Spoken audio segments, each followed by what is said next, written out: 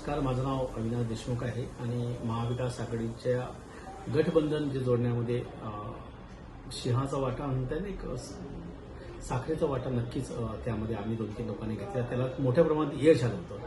आता काही लोकांना काल जे दुर्बुद्धी सुचली आणि त्यांनी स्वतःच्या राजकीय शेवटाची सुरुवात काल त्यांनी केलेली आहे.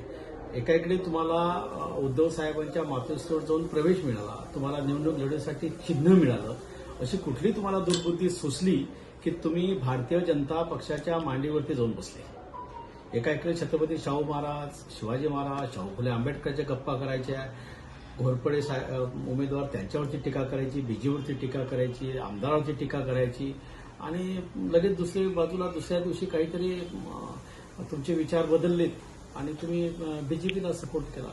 अरे ऑलरेडी महाविकास आघाडीच्या उमेदवार आहेत प्रियाताई गवळी, त्या मशाल चिन्हावरती कुळगाव बदलापूर नगरपालिकेच्या थेट नगराध्यक्ष म्हणून निवडणूक लढवत आहेत आणि दुसऱ्या बाजूला तुम्ही तुमचं राजकीय अपरिपक्वतेचं दर्शन आणि आत्महत्या काल केलेली आहे की तुमच्याकडे चिन्ह आहे, तुम्ही ऑफिस टाकलंय, तुम्ही उद्धव साहेबांचे, महाविकास आघाडीचे पवार साहेबांचे, राजसाहेब ठाकरे साहेबांचे, आदरणीय सदैव प्रकाशसाहेब आंबेडकरांचे फोटो लावले, सगळं झालं आणि तुम्ही लगेच संध्याकाळी जाऊन त्या घोरपडेताईंना तुम्ही समर्थन करता. ऑलरेडी तुमच्याकडे उमेदवार आहेत, तुम्ही महाविकास आघाडीचे उमेदवार आहेत आणि नंतर सगळ्यात दुःखाची गोष्ट एवढी आहे की ते जनतेला काय समजतात काय की आम्ही अज्ञानी आहोत राजकारणी, आम्ही 25-25 वर्षाच्या राजकारणात आहोत आणि तुम्ही म्हणता एवढं झाल्यानंतरही आम्ही मशाल चिन्हावर लढू.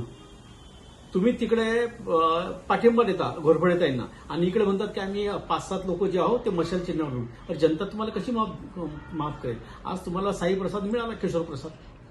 आज म्हणजे उद्या तुम्ही कुठल्या तोंडानं नगरपालिकेच्या इलेक्शनला सामोरे जाल? तुम्ही पक्षाची गद्दारी केलेली आहे. चांगले त्यातले काही म्हणजे चांगले मित्र पण आहेत, परंतु राजकीय त्यांनी आत्महत्या केलेली आहे या गोष्टीवरती. नेमके कोण आहेत ते? नाही, असं मी काही ते काही त्यातले 1-2 लोक काँग्रेसमध्ये होते, माझ्या राष्ट्रवादी काँग्रेस पक्षामध्ये होते, पवार साहेबांच्या विचारात चालणारे, आणि त्यांनी दुर्बुद्धी सुचली. चला ठीक आहे, काही मतभेद असतात, घेणं देणं असते. काल जे झालेलं आहे ते त्यांच्या कमी राजकीय आयुष्याचा शेवट झालेला आहे. कारण जनता गद्दारीला माफ करत नाही. त्यांच्याकडून असं म्हटलं जात होतं की महिलांचा वापर करून त्यांना 500,000 रुपये देऊन त्यांना प्रचारासाठी उभं करतात, ही लाचारी त्यांच्याकडून केली जाते. पण आज तीच लोक त्यांच्याशी हात मिळवणी करतायत, तर हे कितपत योग्य आहे? बघा, तुम्हीच त्या लोकांची इंटरव्ह्यू घेतलेली आहे, मी त्यांचे व्हिडिओ बघितले आहेत. मला हे व्हिडिओ बघताना चला आनंद वाटतो की कोणीतरी शाहू फुले आंबेडकरचा पुरस्कर्ता विचाराचा ज्या शहरामध्ये आहे, परंतु ते खोटं निघालंय. माझा विश्वासघात झालेला आहे. माझा म्हणायच्या विषयी माझा तर झालेलाच आहे. कारण की एखादा व्यक्ती जर चांगलं बोलत गेलत असेल आणि तो आरएसएसच्या विचाराने गेला, डायरेक्ट त्यांनी शाहू फुले आंबेडकर विचार सोडले आणि ट्रॅक बदलला आणि आरएसएसच्या विचाराचा झालेला आहे. कारण त्या आरएसएसच्या विचाराचा झालेला याचा अर्थ काय की तुम्ही सरळ पाठिंबाच देऊन टाकला बीजेपीला.